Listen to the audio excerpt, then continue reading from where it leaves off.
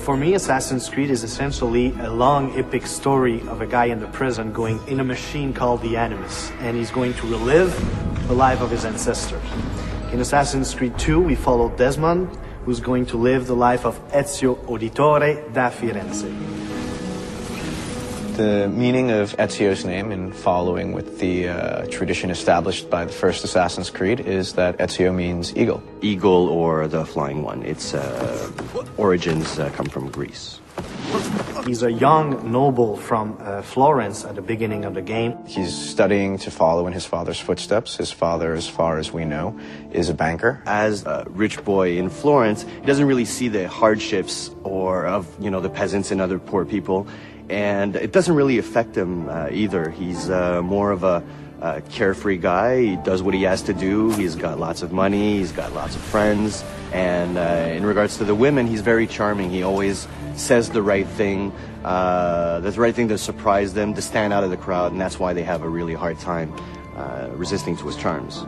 Ezio is a typical Italian nobleman in many ways. He's a fiery, violent, proud personality. He's terribly proud of his family. He deals with noble people and with peasants in a very polite and courteous way, even if he's about to stick a hidden blade in your skull, right? He has a very strange talent that his father is aware of, which is the eagle vision from the first game. Nobody really knows how come he has that, but we sort of find out in the game. At one point, something tragic happens to himself and his family. What happens is that the same people that Ezio considered to be dear family friends actually turn on him.